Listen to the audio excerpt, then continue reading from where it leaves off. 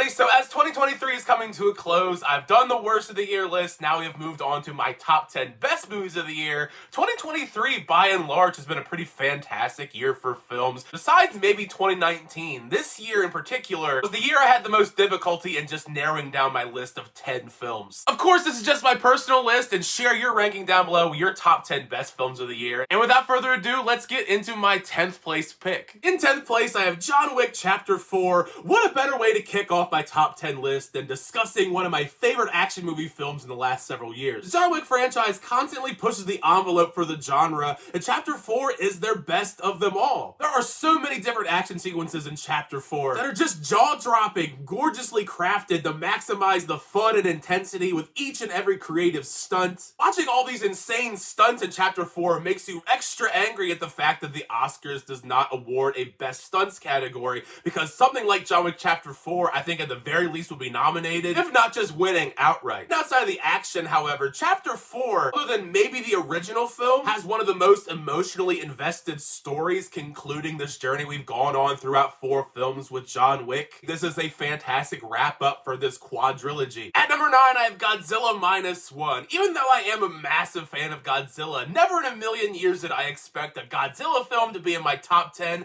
but Godzilla Minus One just completely blew me away. Rarely ever when sitting down for a Godzilla film does it capture this perfect balance where Godzilla is this horrifying, relentless force of destruction, metaphor for the trauma of war, while also executing a riveting, emotional human drama. The messaging behind Minus One is masterful, pulling at your heartstrings to the point where you're actually cheering for them to take down Godzilla in the third act, when usually, as a Godzilla fan, you're rooting for him to win. This is one of the rare instances where you love the humans so much that you want to see them succeed. I have to commend Toho for making a fantastic Godzilla film that is worthy of being in many top 10 lists. At number 8, I have Talk to Me. Once again, 2023 was yet another spectacular year for the genre of horror, and that makes me really glad as a horror fan, but Talk to Me is the horror film this year that had the biggest long-lasting impression. Despite the film dealing with familiar elements, the Raka Raka guys managed to turn in this deeply unsettling film with intense horror and dread that finds interesting ways to get under your skin, with the atmosphere created with just as impactful of a story. The story, by and large, in Talk to Me hits really hard following Mia, due to her desperately trying to do anything to cope with her grief, losing a loved one, leading her down this horrible path, trying to use this hand to catastrophic results. It's one of my new personal favorite A24 films. Even though the hand is very creepy in the movie, I'm still very tempted to buy one off the A24 website. So I don't know what that says about me. At number 7, I have The Holdovers. There's just something about The Holdovers that I love so much. Even outside of the 70s setting that harkens back to the classics of that era, it just has that authentic charm to it. The story works here perfectly due to how great its character work is. Each breathed life and heart into these characters. They truly feel lived in, dealing with so much pain underneath the surface, yet still managing to come together with this great emotional story. There are so many big emotional moments in the movie that feel earned. It's a new contender that I'm probably going to be throwing into my rotation around the holidays. At number 6, I have Guardians of the Galaxy Volume 3. I think it's safe to say 2023 by and large was not a good year for the comic book film, but yet Guardians of the Galaxy Volume 3 managed to be a phenomenal conclusion to this trilogy James Gunn crafted. These movies just continue to shine due to how they managed to have your usual Marvel staples, the amazing action spectacle. It's the way they managed to perfectly blend together that, the humor, and the heart. The emotions are running high all throughout Volume 3 thanks to the journey we go on with Rocket Raccoon. But truly, Volume 3 had everything you want in a trilogy ender, and cements this, in my opinion, as one of the best Marvel trilogies. At number 5, I have Killers of the Flower Moon. Once again, Martin Scorsese has delivered yet another fantastic film, showcasing this important,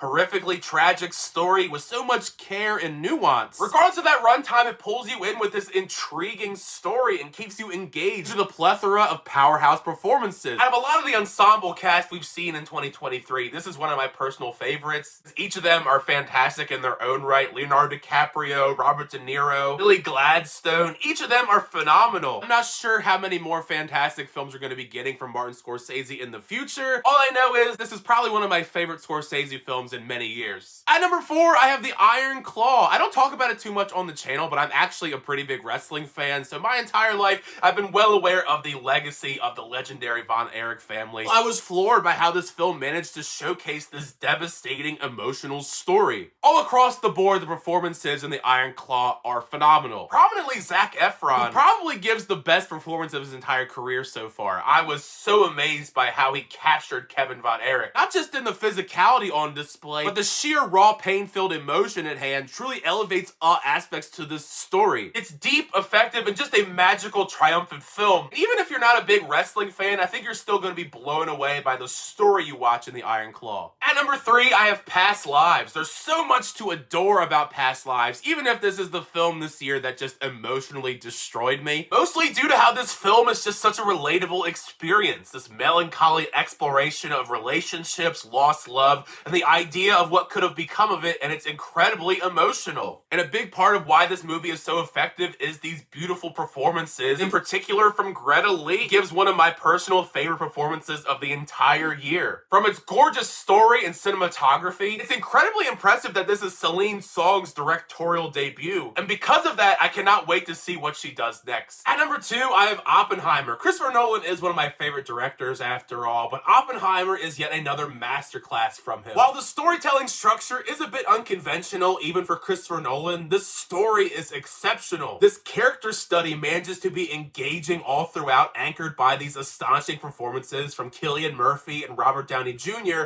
amongst many others in this ensemble. This probably is one of my favorite ensemble casts of the entire year. Also, just on a technical level, this movie is gorgeous. The direction is impeccable. The pulse-pounding score of Ludwig Göransson is one of my favorites of the year. And even if this isn't one of my favorite Nolan films, it's definitely got to be in the top 3 or 4. But before I go into my number 1 film, there are quite a lot of honorable mentions that I do want to list off because, like I said, 2023 was a fantastic year, and some of these other movies deserve to be highlighted even though they aren't in my top 10. Several of these are probably going to be in your top 10 somewhere, which includes Scream 6, Air, Teenage Mutant Ninja Turtles Mutant Mayhem, Evil Dead Rise, The Boy and the Heron, The Color Purple, The Creator, Mission Impossible Dead Reckoning Part 1, and last but certainly not least, Barbie. It's just a large sampling of the movies I enjoyed in 2023, but my number 1 pick for 2023 has to go to Spider-Man Across the Spider-Verse. Now, I adored Into the Spider-Verse back when that came out. That was actually my number 1 that year, and yet Across the Spider-Verse managed to surpass it in every single way. The movie just truly raises the bar for what animated films are capable of. Animation here is some of the most extraordinary that I've ever seen. Just the sheer multitude of various different art styles showcased with their own distinct style as Miles is traveling through the multiverse. This entire adventure is just gorgeous and allows for some tremendous action spectacle. It is even more of a delight if you're a massive Spider-Man fan like myself. Outside of that though, this film packs a punch with its story. So many great emotional beats for both Miles and Gwen. Miles' arc in particular is beautifully done, and with what's set up here, possibly Beyond the Spider-Verse